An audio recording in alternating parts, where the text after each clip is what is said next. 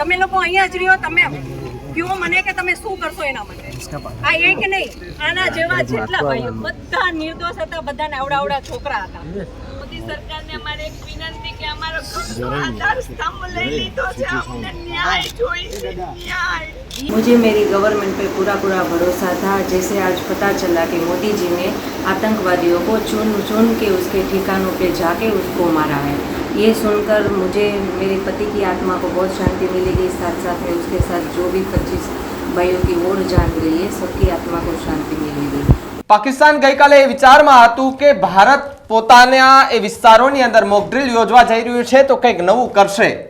એ સોચમાં ને સોચમાં તો ભારતે મધરાત્રે 2 વાગ્યા આસપાસ 10 થી વધારે મિસાઇલો છોડી દીધી અને પાકિસ્તાનમાં હડકંપ મચાવી દીધો.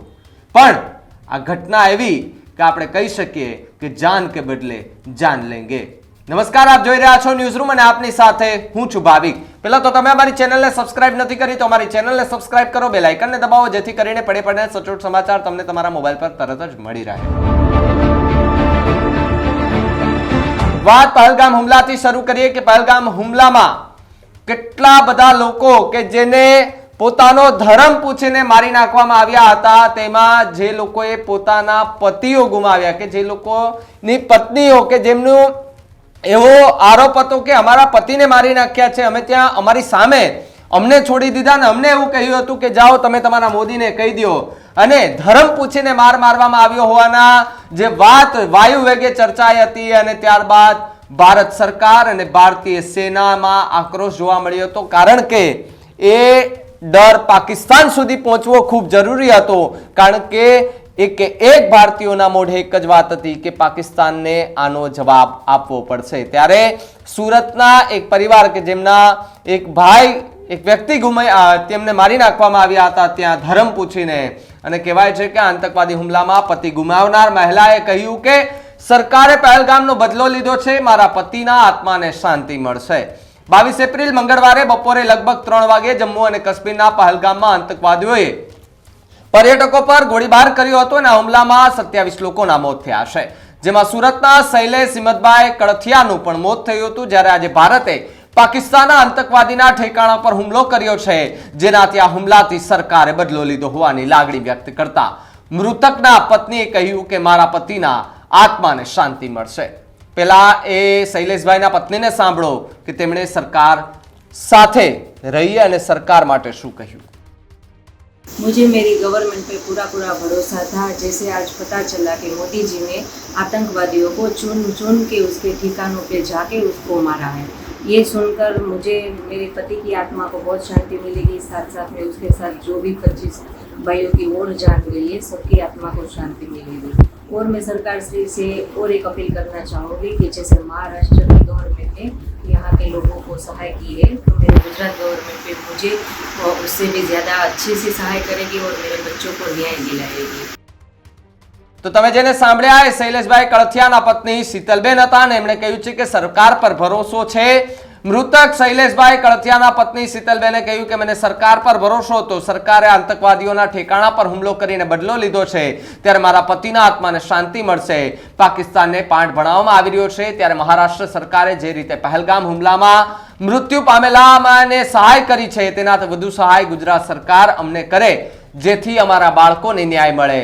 ધડાધડ ગોળીબારમાં શું થયું હતું કે મૃત્યુ થયા હતા, અને જેમાં 44 વર્ષીય શૈલેષભાઈ હિંમતભાઈ કળથિયા, તેમના પત્ની શીતલ કળથિયા, પુત્રી નીતિ અને પુત્ર નક્ષત્ર સાથે મુંબઈથી કાશ્મીર ફરવા માટે ગયા હતા. દરમિયાન શ્રીનગરથી પહેલગામ ફરવા ગયા હતા અને વિવિધ જગ્યાએ ફરીને ગતરોજ 22 એપ્રિલે તેઓ ત્યાંના મિની સ્વિટ્ઝરલેન્ડ ગણાતા બેસન વેલીમાં પહેલગામથી ઘોડા પર બેસીને કુદરતી સૌંદર્યને નિહાળતા હતા, ત્યારે અચાનક આતંકવાદીઓ દ્વારા ધડાધડ ગોળીબાર કરતા કળથિયા પરિવારના 4 સભ્યોમાંથી મોભી એવા શૈલેષભાઈને ગોળી વાગતા મૃત્યુ થયું હતું. અને ત્યારબાદ જે દ્રશ્યો કરુણ દ્રશ્યો સામે આવ્યા હતા, ત્યારથી જ એક ભારતીયોએ સરકાર અને સેના સામે મીટ માંડી હતી કે આનો વળતો જવાબ પાકિસ્તાનને દેવો પડશે.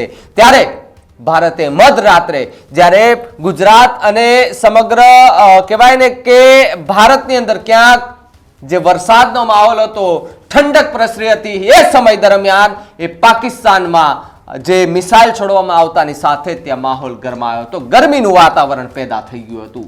મને ગર્વ છે અહીંયાથી કહેતા એ સરકાર પર અને એ આર્મી પર, મારા જવાનો પર, કે જેણે પોતાની ચિંતા કર્યા વગર આ હુમલામાં સાથ આપ્યો છે. અને હવે નેતાઓને પણ કહેવું છે કે પક્ષ વિપક્ષ છોડી દો, એક ભારતીય થાવ, કારણ કે આપણે આપણા સ્વજનો ગુમાવ્યા છે, આપણે આપણા એ સેનાના ઘણા જવાનોને ગુમાવ્યા છે, એનો બદલો લેવાનો છે.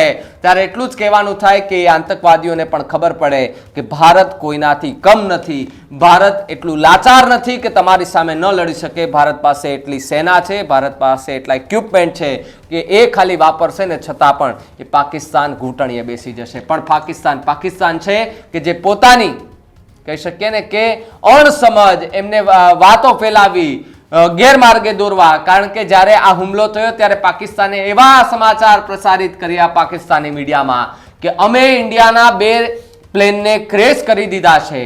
ત્યારે જ્યારે એ ફેક્ટ ચેક કરવામાં આવ્યું ત્યારે ખબર પડી કે જે ફોટાઓ જે પ્લેન ક્રેશના જે હેલિકોપ્ટરના જે વાયરલ કરવામાં આવ્યા છે એ તો ખૂબ જૂના છે. એટલે પાકિસ્તાનનું આ જ કામ છે, માત્ર વાતો કરવાથી કશું જ ન થાય. તમારે લડવું હોય તો આવો મેદાને, કારણ કે હવે પણ ભારતીયો એક ભારતીયો પણ તૈયાર છે ને. ખાસ કરીને એ જે સૈનિકો રિટાયર્ડ થઈ ગયા છે ને, સૈનિકોએ પણ હવે કહી દીધું છે સરકારને કે અમે લડવા માટે તૈયાર છીએ, તમે ખાલી હુકમ કરો, અમે સરહદ જઈ અને લોકોને વિંધીને આવવા માટે પણ તૈયાર છે. અમારે અમારા પરિવારની પણ હવે કોઈ ચિંતા નથી, કારણ કે મરીશું તો દેશ માટે મરીશું, ભારતમાંની એ ધરતી માટે મરીશું, કારણ કે આ ધરતી આપણી છે, ભારતમાંની ધરતી છે, કારણ કે આપણે એના કોખમાં જન્મ લીધો છે અને એના બચાવવા માટે એક ભારતીયોની આપણી જરૂર છે. અને હવે ભારતીયો એક થવું પડશે, આપણે એ વિરોધ, સત્તા બધું મૂકી દેવું પડશે, એક ભારતીય તરીકે આગળ આવવું પડશે. કારણ કે નહીં આવીએ તો આવા આતંકવાદીઓ ન જાણે કેટલા લોકોને આવી રીતે વિંધી નાખશે અને આપણે જોતા રહીશું. ક્યાં સુધી જોતા રહીશું?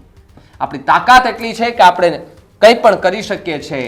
ત્યારે પાકિસ્તાન કે જે અત્યારે ઘૂંટણીએ બેસી ગયું છે, પહેલા પાણી ચિનાબ નદીનું બંધ કર્યું, ત્યારબાદ એર સ્ટ્રાઇક કરી દીધી, અને હવે શું શું આગળ થાય? કારણ કે એક આર્મીના એક ચીફ છે, વડા છે, તેમણે પોસ્ટ કરીને લખ્યું હતું કે આ તો ટ્રેલર છે, પિક્ચર તો હજી બાકી છે.